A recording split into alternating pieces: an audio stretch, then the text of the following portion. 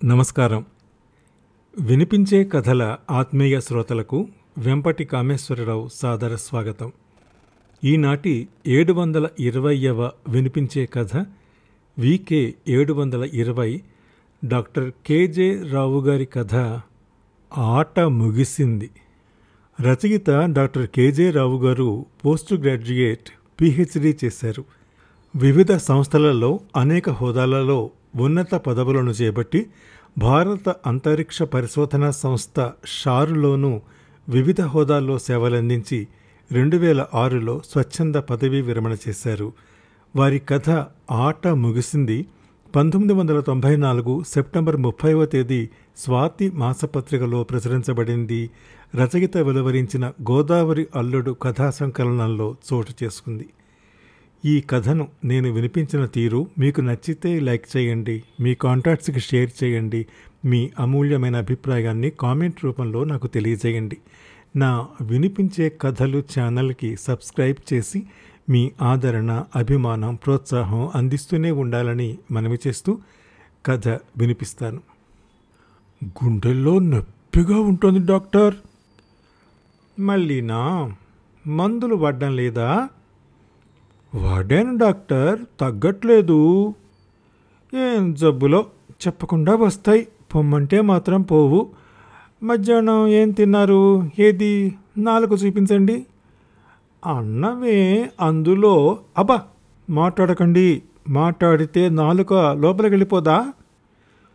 ఏం తిన్నావో చెప్పమన్నారు కదా డాక్టర్. సరే ముందు నాలుక చూపండి. ఇంకా బయటికి చాలు. బంగాళదుంపల వేపుడు, పప్పుచారును. వేపుడు కూరలని తినద్దని ప్రతిసారి చెప్తూనే ఉన్నా కదా, అర్థం కావట్లేదా? కసురుకుంది ఆ డాక్టర్ అమ్మ. అలా పడుకోండి. పేషెంట్ పడుకున్నాడు. కనురెప్పల్ని పైకి కిందకి చేత్తో సుతారంగా లాగి టార్చ్ లైట్తో చెక్ చేసింది డాక్టర్ అమ్మ. సిగరెట్టు వాసన ఇంకా మానుకోలేదా? సీరియస్గానే అడిగింది, ముక్కు మీద చూపుడు వేలతో అటు ఇటు రాసుకుంటూ డాక్టర్ అమ్మ. ఈ డిసెంబర్ 31న మానేస్తాను డాక్టర్, ప్రామిస్. ఏది ఓసారి గాలి పీల్చండి. ఇంకా గుండె ఈ పక్కనుంది డాక్టర్.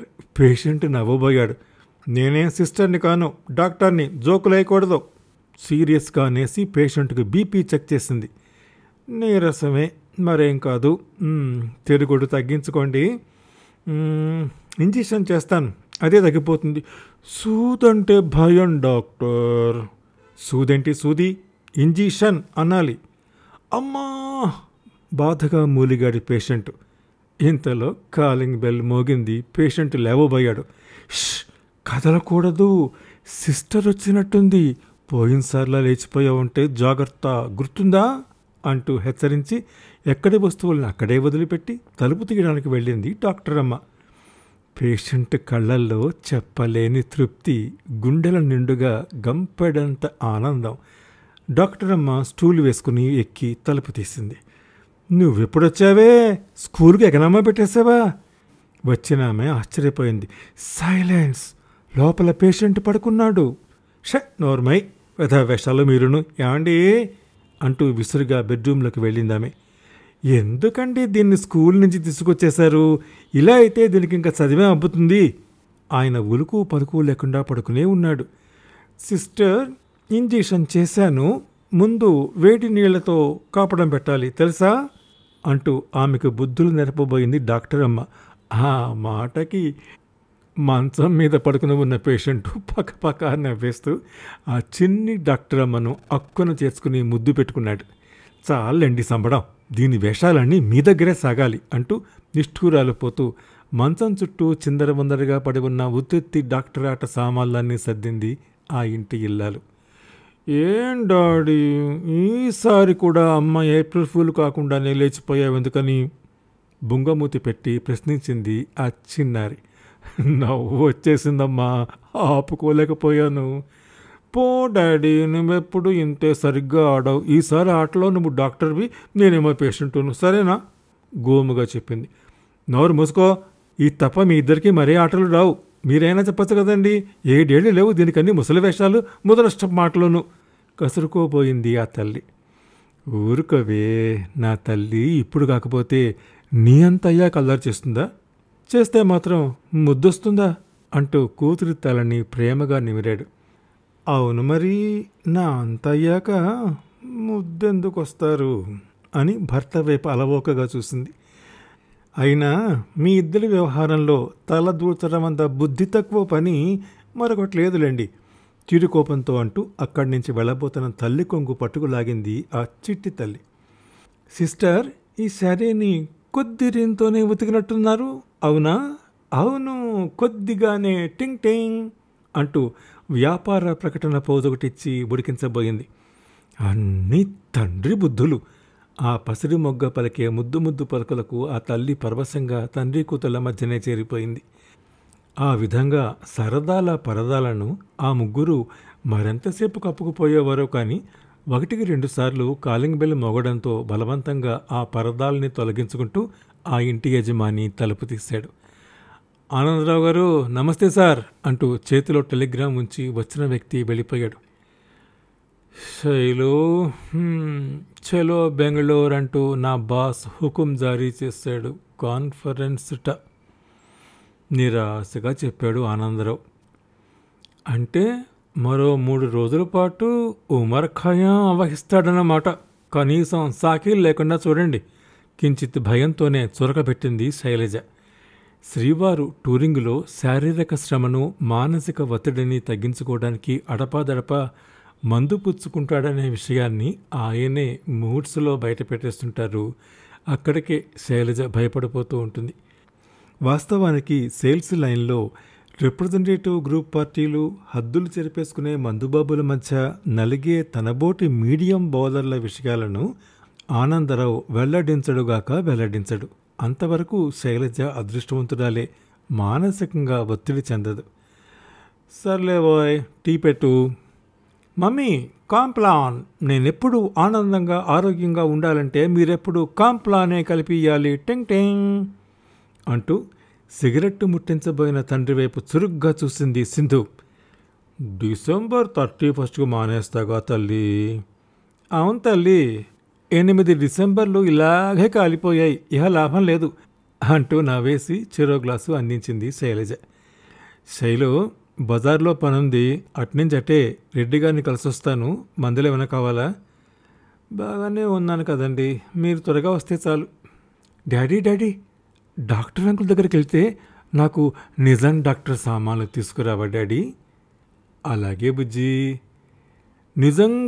నిజంవే తేవాలే, మా డాడీ మంచి అంటూ తండ్రిని అల్లుకుపోయింది సింధు. కరుణ మెడికల్ సెంటర్ వాతావరణం హడావిడిగా ఉంది. అక్కడున్న వారందరి మొహాల్లో ఆందోళన చోటు చేసుకుని ఉంది. అక్కడకు చేరుకున్న ఆనందరావుకు పూర్తి విషయం తెలియకపోయినా పరిస్థితి అర్థమైంది.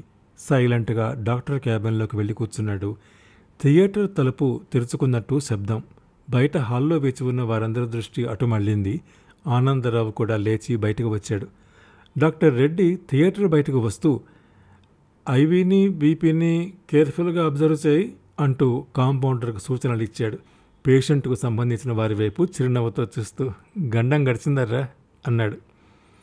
ఆనందరావుని ఉద్దేశించి, ఎంతసేపు అయింది బాస్ అంటూ పలకరించాడు. డాక్టర్ మొహంలో రిలీఫ్. డాక్టర్ వైపు మెచ్చుకోలుగా చూస్తూ, ప్రాబ్లం ఏంటి అన్నాడు. Heart attack. డాక్టర్ల భాషలో మయోకార్డియల్ ఇన్ఫ్రాక్షన్. డాక్టర్ రెడ్డి గొంతులో ఒక ప్రాణికి పునర్జన్మను ప్రసాదించిన అంతులేని సంతృప్తి, కించిత్ గర్వం కూడా తొణికిసలాడాయి. మిత్రులిద్దరూ క్యాబిన్లోకి నడిచారు. అసిస్టెంట్ వచ్చి ఇద్దరికి ఫ్లాస్కులోని టీని సర్ది ఇచ్చి వెళ్ళాడు. హైదరాబాద్ నుండి ఎప్పుడొచ్చావు? ఈరోజే చార్మినార్కి. మన వాటి పరిస్థితి ఎలా ఉంది? కుదరలేదు బాస్. ఇది మరీ చూడండిరా, నిమ్స్లో ఉన్న పేషెంట్ను చూసి రాలేకపోయావంటే ఈ వారం రోజులు మస్తుగా ఎంజాయ్ చేశావన్నమాట. డాక్టర్ గొంతులో నవ్వు తెరలు, కాసేపు నిశ్శబ్దం. సారీ బాస్, నీకు తెలియందే ఉంది, మా ప్రొఫెషన్లో ఎన్విరాన్మెంటు, సర్కిలు, కాంపిటీషను మమ్మల్ని ఈ విధంగా ఎంకరేజ్ చేస్తూ ఉంటాయి. భయంగా ఉంది. సరేరా, లోపలి పేషెంట్ వయసు 37. ఈ వయసుకే హార్ట్ అటాకా? అందుకే గుర్తు చేస్తూ ఉన్నాను. బాడీ మీద పట్టు తప్పిపోయే వయసు అయితే పెద్దగా లేదు కానీ వ్యసనాలు మాత్రం కొల్లలు. మొన్నటిదాకా సంపాదించిన కూలి డబ్బుల్లో సగం సారాకు తగలేసేవాడు ఇప్పుడైతే సంపాదనంతా బ్రాందీలకు పోస్తున్నాడు. చాలదనుకుంటే కళ్ళు మూసుకుని కల్తీ సారాకు ఎగబడుతున్నాడు. అవునంటావా? కాదనేందుకు ఆధారాలు లేని ఆనందరావు మౌనంగా తలూపాడు. అందుకే డాక్టర్ రెడ్డి మరికాస్త ముందుకు ప్రొసీడ్ అయ్యాడు. చూడు బాస్, మన ప్రభుత్వాలు వాటికున్న సవాళ్ల నేపథ్యంలో ఆర్థిక సూత్రాల ఆసరాగా ఈ సంస్కరణలనైతే చట్టబద్ధం చేయబూనాయి గాని మనబోటి వారికి వ్యసనాల చావేళ్లను అందుబాటులోనే ఉంచాయి. ఏమంటావు? ప్రభుత్వాలు మద్యాన్ని నిషేధించాయి. మనలో అవేర్నెస్ వచ్చి మనంతట మనం మద్యపానాన్ని నిషేధించుకునే పరిణితి వచ్చే వరకు మా ప్రాక్టీసులకు ఎటు ఢోకా ఉండదు. బాగా సుత్తేస్తున్నాను కదా, ఏమనుకోకురాయ్ నవ్వుతూ అన్నాడు. డాక్టర్ మాటలు ఆనందరావుకు రబ్బర్ బుల్లెట్లలా తగులుతూనే ఉన్నాయి. ఇంతకు ప్రమాదం తప్పినట్టేనా? టాపిక్ మార్చాలనే ఉద్దేశంతో లోపల పేషెంట్ను ఉద్దేశించి అడిగాడు ఆనందరావు. లేదు, ప్రమాదపు అంచునే ఉన్నాం. బీద బడుగు గ్రామీణ ప్రాంత ప్రజల కోసమైతే ఏ విధమైన ప్రచారాన్ని మన ప్రభుత్వాలు, రచయితలు, సంస్కర్తలు చేపట్టారో అంతకు మించిన మోతాదులో మన స్థాయి జనాల కోసం శ్రమించాలి. ఉన్నత వర్గాల్లోనూ చైతన్యం తేవాలి. వారిని జాగృతపరచాలి. నిజానికి బీద వర్గాల శాతానికి మించి ఉన్నత వర్గాల్లో సైలెంట్గా ఈ వ్యసనం సాగిపోతూనే ఉంది అన్నాడు డాక్టర్ రెడ్డి. సార్, బీపీ కొద్దిగా రైజ్ అయింది. కాంపౌండర్ వచ్చాడు. వస్తున్నా పద అంటూ లేచాడు డాక్టర్. ఆనందరావుతో ఉపశృతిగా అన్నాడు. బాసు, ఒకటి చెప్తా చూడు. ఈ స్పీడ్ యుగంలో కూడా ఎవడైతే వ్యసనాలకి దురాశకి దూరంగా ఉంటాడో, మానసికమైన తృప్తికి ఆనందానికి దగ్గరగా ఉంటాడో ఈ జీవితంలో బతికేటంత కాలం సాఫీగా గడిపేస్తాడు. కాదంటావా? మంచి మాటనే చెప్పావు. మాటల్లో పడి మర్చిపోయాను. సింధు ఎలా ఉంది? నువ్వు చేసే ప్రాక్టీస్ చూసి డాక్టరు పేషెంట్ ఆటలతో నా దుంప తెంచుతోంది రిలీఫ్గా జవాబిచ్చాడు ఆనందరావు. డాక్టర్ ఎవరట? సింధుయే. వెల్, డాక్టర్ అవ్వడానికైతే కష్టపడాలి కానీ పేషెంట్గా మారడానికి ఎన్నెన్ని అవకాశాలు ఉన్నాయో తెలుసుకునే వయసు చిట్టుతలకి రాలేదుగా. ఆ వయసు వచ్చేసరికి నిజంగానే సింధు నా క్లినిక్లో జూనియర్గా చేరుతుంది. చూస్తూ ఉండు. ఆ మాటతో ఆనందరావు తృప్తిగా బయటకు నడిచాడు. ఆనందరావు ఇల్లు చేరుకునేసరికి 9 అయింది. స్టెథోస్కోపు అవి చాలా కొత్తవిలా ఉన్నాయండి ముచ్చటపడింది శైలజ ఆనందరావు అందించిన ప్యాకెట్లలోని డాక్టర్ సామాన్ చూసి. నర్సింగ్ హోంలోని వాతావరణంలో సింధు అడగమన్న వస్తువుల్ని డాక్టర్ రెడ్డిని అడగలేక వాటిని బజార్లో కొని తెచ్చాడు ఆనందరావు. అయితే ఆ విషయాన్ని శైలజకు చెప్పాలనిపించలేదు. భోజనాలు అవి ముగించుకుని భార్యాభర్త సింధుకి చెరో పక్క సర్దుకున్నారు. ఆనందరావు కూతురి తలలోకి వెళ్ళిపోనిచ్చి, నిద్రపోకపోయింటే డాక్టర్ సామాన్ చూసి ఎగిరి గంతేసేదే అన్నాడు భార్యతో. మంచి పని, లేకుంటే మీరిద్దరూ ఆసుపత్రాట మొదలెట్టి నా దుంప తెంచేవారు. భార్య మాటలను నవ్వేస్తూ, ఈ బుల్లి డాక్టర్ అమ్మను వదిలిపెట్టి 3 రోజులుండాలి అని సుతారంగా సింధు నుదుటన ముద్దు పెట్టుకున్నాడు Anandarao. Star hotel stay, night క్లబ్బులు, పబ్ సెంటర్ల వంటి కృత్రిమ వాతావరణంలో 3 రోజులు కష్టంగానే గడిచాయి. డాక్టర్ రెడ్డి సూచించిన మార్పులు రావడానికి చుట్టూతా ఉన్న ఫ్రెండ్స్ సర్కిల్, పరిస్థితులు, సహకారం ఎంత అవసరమో ఆనందరావు గమనిస్తూనే ఉన్నాడు. కానీ పాటించలేని బలహీనతలు తనలో ఉన్నాయన్న విషయాన్ని ఆనందరావు గ్రహించాడు. దూరానికే కనిపిస్తున్న ఇంటిని చూసిన ఆనందరావుకు ఎంతగానో ఆనందం అనిపించింది. హాయ్, డాడీ వచ్చేశారు అంటూ సింధు తండ్రిని అల్లుకుపోయింది. కూతురు పెట్టిన కేకకు శైలజ హాల్లోకి వచ్చింది. ఆనందరావు కూతురిని ముద్దుల్లో ముంచెత్తుతూ పనిలో పనిగా ఓ దొంగ ముద్దును శైలజకు కూడా అందించాడు. పోలే డాడీ, మన మమ్మీనే కదా. సింధు పసిగట్టేసింది. దొరికిపోయినందుకు శైలజ సిగ్గుపడిపోయింది. ఆనందరావు నవ్వేశాడు. ఫ్లాస్క్లోని కాఫీని పోసిచ్చిన శైలజ భర్త వైపు పరీక్షగా చూసింది. మొహం బాగా ఉబ్బిపోయిన కళ్ళు మాత్రం లోపలికి జారిపోయాయి. అలసట, ఆయాసం కొట్టొచ్చినట్టు కనిపిస్తున్నాయి. 3 రోజులకి ఇలా అయిపోయారేమిటండి ఆత్రంగా అడిగింది. స్ట్రెస్ ఎక్కువగా ఉంది, ఎక్కువగా మేలుకుని ఉండాల్సి వచ్చిందో, సిరీస్ ఆఫ్ మీటింగ్స్ కదా అంటూ తేలిగ్గా తీసేస్తూ తెలివిగా అబద్ధం చెప్పేశాడు ఆనందరావు. కొసరగా దిగులు మీ మీదే అంటూ గుసగుసగా చెవి కొరికాడు. నా మీదనేం కాదు, కూతురు మీదని చెప్పండి అంటూ శైలజ కూతుర్ని స్కూలుకు తయారు చేయడానికి సన్నాహాలు మొదలుపెట్టింది. సింధు రామ్మా, లేట్ అయితే రిక్షా వెళ్ళిపోతుంది. సింధు తండ్రి బడి నుంచి దిగలేదు. దీని స్నానం అదే నేను చూసుకుంటా కానీ మా సింధు ఈరోజు స్కూలుకి డుమ్మా కొట్టేసి నాతో ఆడుకుంటుంది, అంతే కదమ్మా. తండ్రి మాటలకు తల్లి ఏమంటుందోనని శైలజ వైపు చూసింది సింధు.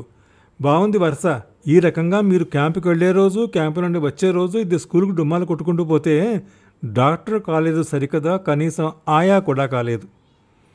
ఈ ఒక్కరోజుకి ఏం కాదులేవాయ్, మీ ఇష్టం. ఇది మొద్దులా తయారైతే తర్వాత బాధపడేది మీరే. హాయ్, డాడీతో ఇవాళంతా ఆడుకుంటాను, మా డాడీ మంచి అంటూ దీర్ఘంగా మురిపాలిపోయింది. ఆనందరావు సూట్ కేసును తెరిచి తను బెంగళూరు నుంచి తెచ్చిన ఎలక్ట్రానిక్ బేబీ వాచ్ని సింధు చేతికి కట్టాడు. ఎందుకలా కుళ్ళిపోతావు? ఆఫీసు డుమ్మా కొట్టేయకూడదు, నీతో కూడా ఆడుకుంటాను. కొంటిగా అందిస్తున్న మైసూరు సిల్క్ చీరను ఇష్టంగా చేతుల్లోకి తీసుకుంది శైలజ. అంతోటి అదృష్టమా, మీరు వెళ్ళిన రోజునే కాస్తంత టెంపరేచర్ వచ్చింది. అరపూట లీవ్ అడిగితే కాదు బొమ్మన్నాడు మా ఆఫీసర్. అవును డాడీ, నేను ఆపరేషన్ చేశాను తెలుసా, చెప్పు మమ్మీ అంటూ చేతికి కొత్తగా మెరిన గడియారం వైపు పదే పదే చూసుకుంటోంది. నాకు తెలుసమ్మా. నమ్మండి, ద ఏరియాకి ద గుమంది ఇచ్చే రకం. నవ్వుకున్నారు. ఇంతకు ఏదైనా విశేషమా? బాగుంది, నాకు వచ్చింది జ్వరం, వాంతులు కాదు. అవును డాడీ, టెంపరేచర్ 200 కదా మమ్మీ. అవునా? ఆశ్చర్యాన్ని నటించాడు ఆనందరావు. మీ కబుర్లకేం కానీ నాకు ఆఫీసు టైం అయిపోతోంది. ఉండిపోకూడదు గోముగా అడిగాడు. ఒప్పుకోడండి బాబు మా బాసు అనేసి బోక్షణం ఆలోచించి, సరే ఎలాగలా హాఫ్ డే లీవ్ సంపాదించి లంచ్ టైంకి వచ్చేస్తాలేండి. తమరి దయ. తమకంగా చూశాడు భార్య కళ్ళలోకి. వంటంతా అయిపోయింది, సింధుకి పెందలాడే అన్నం పెట్టేసి నిద్రపుచ్చండి, కాస్త ఆలస్యమైనా వచ్చేస్తాను. అమ్మా అదేం కుదరదు డాడీ, నేను ఆడుకోవాలి కదా డాడీ. ఆనందరావు శైలజ ముసిముసిగా నవ్వుకున్నారు. శైలజ ఆఫీసుకి వెళ్ళిపోయింది. ఆనందరావు కూతురికి స్నానం చేయించి తను తయారయ్యాడు. టిఫిన్ తినేసి ఇద్దరూ ఆటల్లో పడిపోయారు. తన వయసును తగ్గించుకుని కూతురితో పాటు ఏనుగమ్మ ఏనుగు, బూచాడమ్మ బూచాడు, కోతి కొమ్మచ్చి వంటి ఎన్నెన్నో ఆటలాడుకున్నాడు. ఇంట్లోని బొమ్మలన్నిటినీ చిందరవందర చేసేశారు. అప్పటిదాకా ఆటలాడి అలసిపోయిన కూతురికి ఆకలేస్తోందంటే 11 గంటలకే గోరు ముద్దలు తినిపించాడు. ఆనందరావుకి బాగా నిద్రొస్తోంది. అదీకాక ముందు 3 రోజులు మిగిల్చిన హ్యాంగ్ ఓవర్ ఫీలింగ్ అంతర్లీనంగా వెంటాడుతూనే ఉంది. దానికి తోడు ప్రయాణపు బడలిక.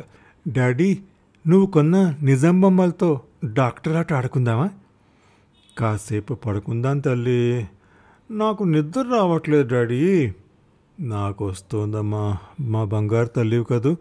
సాయంత్రం సినిమాకి వెళ్దాం, వచ్చాక మళ్ళీ ఆడుకుందామే. హాయ్ డాడీ, మంచి డాడీ. డాడీ, సినిమా చూసొచ్చాక నాకు నిద్ర వచ్చేస్తుంది కదా, ఆడుకోవటం అవదు కదా కదా డాడీ. అవునమ్మా, అయితే ఇప్పుడు నాతో ఆడుకో డాడీ. రాత్రికి మరే పాపం అమ్మతో ఆడుకుందు గాని, పాపం మనమ్మ కదా. కూతురి అతి తెలివికి ఆనందరావుకి నవ్వొచ్చింది. సింధు మా మంచి బంగారు, చెప్పినట్టు వింటుంది. పాపం బొమ్మలన్నీ చూడు అలసిపోయి ఎలా బొజ్జున్నాయో లాలనగా నచ్చ చెప్పాడు. మరైతే కథ చెప్తే పడుకుంటాను. సరేరా అంటూ తను పడుకుని తన ఎడమ చేతిని చూపిస్తూ, ఇలా ఇక్కడ తలపెట్టుకో, మంచి కథ చెప్తాను, కొట్టకే. హాయ్ డాడీ మంచి అంటూ తండ్రి మొహాన్ని ముద్దాడింది. కూతురు చేసే చేష్టలకి, మాట్లాడే ముద్దు మాటలకి ఆ తండ్రి మనస్సు ఎంతగానో పులకించిపోతోంది. చెప్పు డాడీ. అనగా అనగా అనగా ఒక ఊళ్ళో ఓ టీచర్ ఉండేవారట. మిస్సా సారా డాడీ? సారేనమ్మా. "ఆ, నువ్వు కొట్టకూడదని చెప్పాను కదా." కొట్టలేదు కదా డాడీ." కొడుతున్నాను కదా." నవ్వింది. కొడితే నిద్ర రాదమ్మా." "అవును డాడీ, అదే కదా, నిద్రొస్తే కథలా వినాలి డాడీ." మాటకారి కూతురి బుగ్గను మురిపంతో మెలిపెట్టాడు. "చెప్పు డాడీ." ఆ టీచరేమో తనకు నచ్చిన ఒక స్టూడెంట్కి అబ్బాయా డాడీ?" మధ్యలో అడగకూడదు మరి. చిరుకోపాన్ని ప్రదర్శించబోయాడు. "డౌట్లు వస్తే వెంటనే అడిగేయమన్నారు మా మిస్." ఆనందరావుకి నవ్వొచ్చింది. "చెప్పు డాడీ." తండ్రి మొహాన్ని తన వైపు తిప్పుకుంటూ అడిగింది. అబ్బాయే. ఆ అబ్బాయి అంటే ఆ టీచర్కు చాలా ఇష్టమట. అందుకని పరీక్షల్లో బాగా రాయకపోయినా మంచి మార్కులతో పాస్ చేసేవారట. భలే భలే భలే భలే. బ్యాడ్. విను, సరిగ్గా చదవకపోయినా సారు పాస్ చేస్తుండడంతో ఆ అబ్బాయి అసలేం చదివేవాడు కాదుట. Bad daddy. అవునమ్మా. అయితే కొన్నాళ్ళు పోయాక ఆ సార్కి మరో ఊరికి బదిలీ అయిపోయిందిట. అంటే? బదిలీ అంటే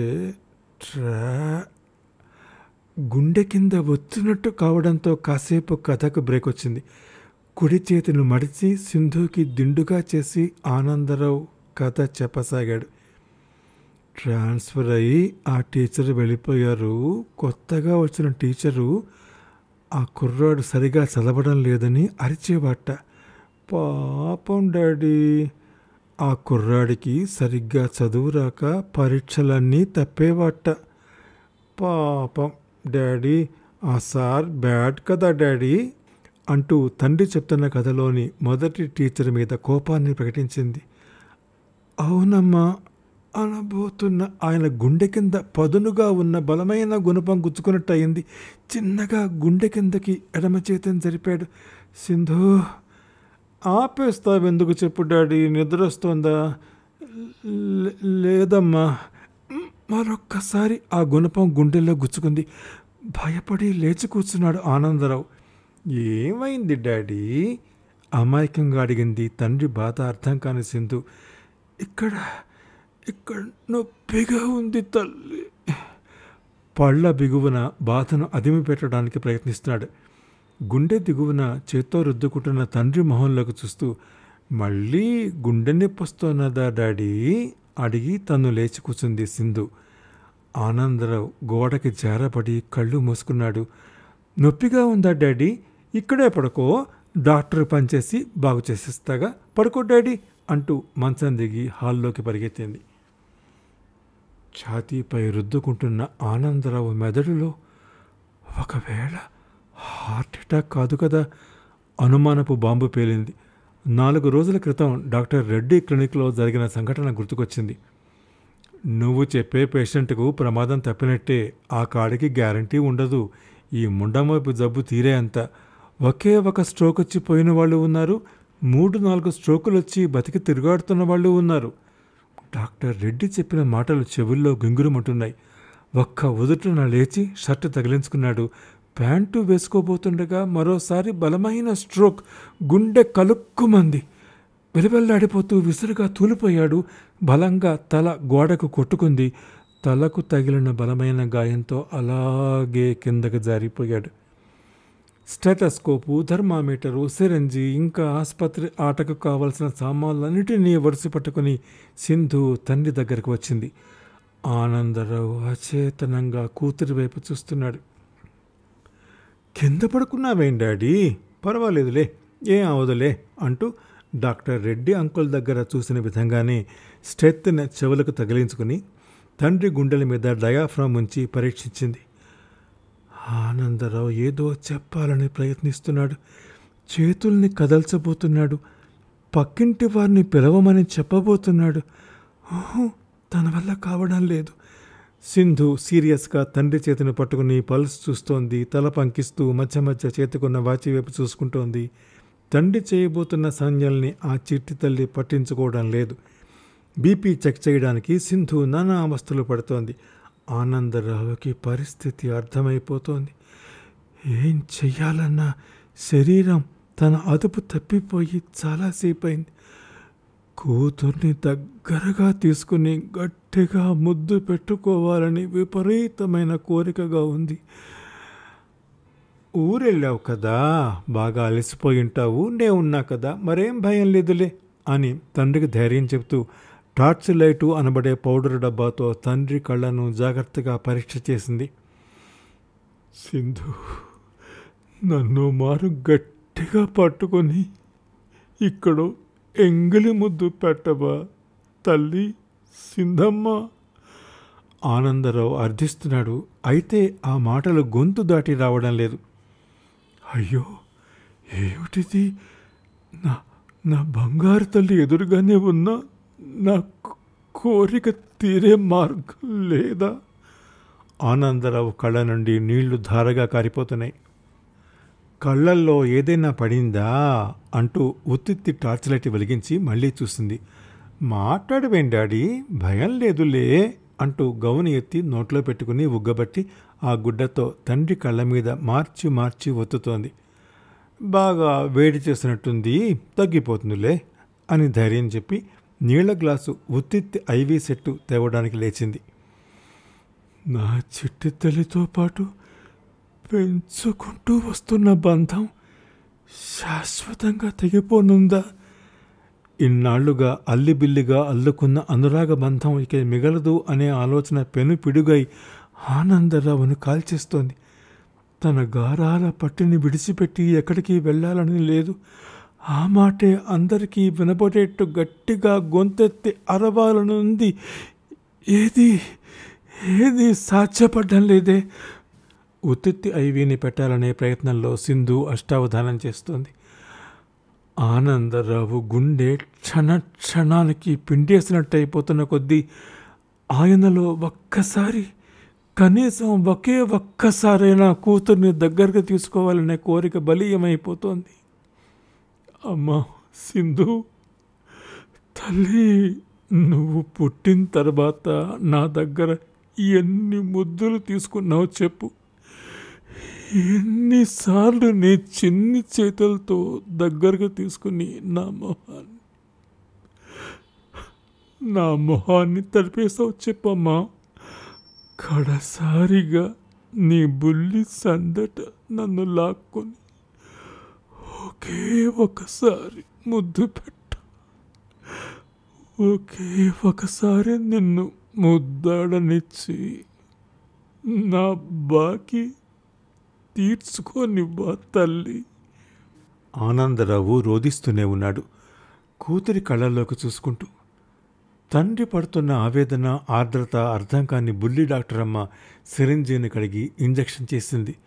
ఇంకా నిద్ర వచ్చేస్తుందిలే అని చెప్పి సూదిని గుచ్చినట్టు అనుకున్న దగ్గర సుతారంగా రుద్దింది. ఆనందరావు ఆశగా కూతురి వైపు చూస్తూనే ఉన్నాడు. సింధు సిరంజి కడిగిన నీళ్లని చేతిలోకి తీసుకుని, ఈ టానిక్ తాగి కళ్ళు మూసుకు పడుకో, నొప్పి తగ్గిపోతుందిలే అంటూ తండ్రి పెదవుల్ని విడదీసి కొద్దిగా నీళ్లు పోసింది. ఆనందరావు చిన్నగా మూలిగాడు. మా డాడీ మంచి అంటూ సుతారంగా తండ్రి బుగ్గల మీద నుదుటి మీద ముద్దాడింది. ఆశగా చూస్తున్న ఆనందరావు కళ్ళల్లో ఓ మెరుపు. ఇన్నాళ్ల తర్వాత ఆసుపత్రి ఆటలో పూర్తిగా సహకరించిన తండ్రి పట్ల అభిమానం వ్యక్తం చేసుకునే రీతిలో తమకంగా ఆశ తీరందాల్లా మొహం నిండుగా ఎంగిలి ముద్దులు పెట్టి బోనస్గా చివరిగా తండ్రి కళ్ళపై గట్టిగా ముద్దాడింది. ఆ కళ్ళు తృప్తిగా మూతబడిపోయాయి. ఇంతలో బజర్ మోగింది. డాడీ మమ్మీ వచ్చేసింది, నవ్వేసి లేచిపోతే ఊరుకోను, ఏప్రిల్ ఫుల్ చెయ్యాలి తెలిసిందా, గప్చూప్ అంటూ అడుగులో అడుగు వేసుకుంటూ నెమ్మదిగా వెళ్ళి స్టూలు వేసుకుని తలుపు తీసింది. అన్నం తిన్నావా తల్లి? డాడీ ఏం చేస్తున్నారు అడిగిన తల్లితో నెమ్మదిగా మాట్లాడమని సైగ చేసింది. తన ఎత్తుకు వంగమన్నట్లు చూసి చెవిలో నెమ్మదిగా గుసగుసలాడుతున్నట్టు చెప్పింది. డాడీకి గుండె నొప్పి వచ్చింది అని. అమ్మో మళ్ళీనా అంటూ అంటూ కనురెప్పల్ని రెపరెపలాడిస్తూ బోలెడంత ఆశ్చర్యాన్ని అభినయించింది శైలజ. ఏం భయపడకు, మందులేశాన్లే, డాడీ పడుకున్నారు అంటూ ధైర్యం చెప్తున్న సింధుని చేతుల్లోకి తీసుకుని. ఇంకేం తల్లి, మా ఇంట్లో ఇలాంటి డాక్టర్ అమ్మ ఉండగా మాకేం భయం అంటూ కూతుర్ని అక్కున తెరుచుకుని ముద్దులాడింది. బెడ్రూమ్లో కిందన పడుకున్న భర్తను చూసింది ఆశ్చర్యంగా. ఏమ్మా, డాక్టర్ పేషెంట్ అటా కిందనే ఆడేసుకున్నారా? కనీసం తల కింద దిండేనే పెట్టలేకపోయావు తల్లి నీ పేషెంట్కి అంటూ సింధుని కిందికి దింపింది. ఏమండి, ఏమండోయ్, లేవండి బాబు, తిన్నాక పడుకోవచ్చులేండి. ఏమిటండి ఏమిటండి ఏమిటండి ఎంత పిలిచినా పలకన భర్తతో ఇదెక్కడి నిద్రండి స్వామి అంటూ భర్తను తట్టింది. ఆనందరావులో చలనం లేదు.